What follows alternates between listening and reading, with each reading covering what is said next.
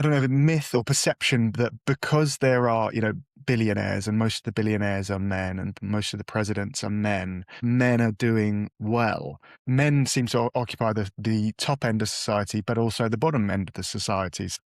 I think, there's stats like 90%. Don't hold me to these stats exactly. Something like 9 out of 10 victims of violent crime are men. 4 out of 5 homeless people are men. 4 out of 5 people in prison are men. Yeah, there's men struggle as well, but it does feel like you have to do this sort of land acknowledgement before you speak about men. You have to say, oh yeah, but we know women have it bad as well. We know women have anxiety and have these things at higher rates. Like, you don't have to say that when you talk about women. You don't have to say, oh, we know there's more men in prison. But for some reason you do. When you talk about men struggling, you have to acknowledge that everyone else struggles maybe just as much, if not more. So there's this sort of, pressure when talking about men in, like, not exaggerating it, or not like speaking honestly about it, and actually speaking about other minority groups first, which is a little bit a part of the problem. Is like men's problems seemingly don't get taken as seriously as other people's. And I think it's in the US there's a group for like an advocacy group for every kind of group, like, women, people of color, LGBTQ plus, people with differently abled people. But there's nothing for men. There's the only group that doesn't have an advocacy group is men. And I think that's part of the problem, is just to speak about men because of the history of the patriarchy is a challenging thing to do. Well, I think you've hit the nail on the head, really. And I think in light of this new Louis Theroux documentary, The Manosphere, I think that we're actually having these conversations a bit more openly. And I almost think that the idea, because I think you're exactly right in what you've said. There's like almost a land acknowledgement before you can talk about it, which I'm done doing that. Like, I can talk about men's troubles, doesn't mean I have to go for a list of everyone else's troubles. Like, I can just talk about men. And if people don't understand that, I think that this is where the mainstream culture maybe has got to hold their hands up a little bit, as to, well, why is there a manosphere? There's a manosphere, and there is an Andrew Tate that exists because you left a void. Because there were all these men that were told, you don't have problems, you don't have any issues, you're fine, you're a man, you're not a victim, you're a perpetrator, that have actually struggled, and then they've gone online and found men that are saying, this is how you get strong, this is how you get rich. And that's what's led to the rise of the manosphere. So if you want to tackle the manosphere, for me, you have to tackle, well, what are young men, or any men, like, looking for, and what are they trying to find? And I think that's a lot of what's realistically been lost. Yeah, I think you're right. And with the Louis Theroux documentary, I haven't seen it, but I listened to his podcast with Chris Williamson on it, and I've heard a lot of criticism of it. And it is a kind of caricature of the manosphere. Like, I think the manosphere, he's obviously creating entertainment. He's not he's not in a think tank trying to solve a problem. He's finding the people who are most extreme, and I'm sure they're extreme, and they are successful in reaching out to a lot of people.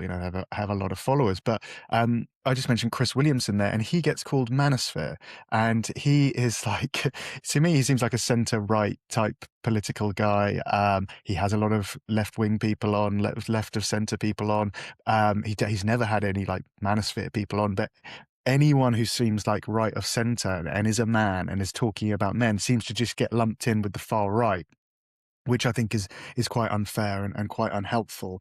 And like, I do think that, I know like every advocacy group is like their intentions are generally good, right? But I think every human is trying to get resources for their own team. And by saying like anyone who's talking about men's rights is like some far right extremist, they are like, they're not being honest, in my opinion. They're not really framing the problem correctly. They're not really painting an accurate picture of the group. But they're trying to discredit them so that they can keep getting resources for themselves and accommodations and things like that. And it's been very successful in the past. If you look at schools and universities and other areas of work, like, in California, women up to about 30 earn more than men. Women do way better at all forms of education now, from primary school to secondary school to not just undergraduate, but master's and PhD programs. Um, Gaining those resources, those accommodations has been successful. Well, look, I think a lot about what you've said there. So I think number one is there's this whole thing of that if women are seen as sex objects, sort of historically, and they've been defined by their looks and all that, men have been defined as success objects. And it's about, well, how much do you earn? What do you own? What respect do you command? And so success has been a big thing in that. And I do think that there's something in that of that's why when people look at men, they only see the billionaires, they only see the CEOs, and they don't really understand these men underneath that aren't billionaires, or they're struggling. And we talk a lot about getting women in the boardroom. Don't talk about getting women on the bin collections, or going down the manholes and things like that. It's like we only really care about the successful men, and I think that I think there's something really in that where, well, how could men possibly struggle because they're all billionaires and sex attackers? It's like, no, like this is not that's not the true reality for most of them. And then I do think, to your point, that whenever someone puts their head above the parapet and talks about this, like a Chris Williamson, to be fair, you are so quickly labeled things like far right, all these kind of things. And for me, I think that's where you need to be careful, because a lot of men, and I've done this in things I've talked about, it's like, oh, I put my head above the parapet, got a load of backlash. It's like, it wasn't really worth talking about it. Um, but if that happens, if good men that want to have honest discussions about things can't discuss it, those men will just say, "Oh, I just can't deal with it." That is when you create the vacuum that an Andrew Tate feels that says, "Go fuck yourself. I don't care what you think. Get back in the kitchen." And it's like, well, that's not really who you want leading the whole thing.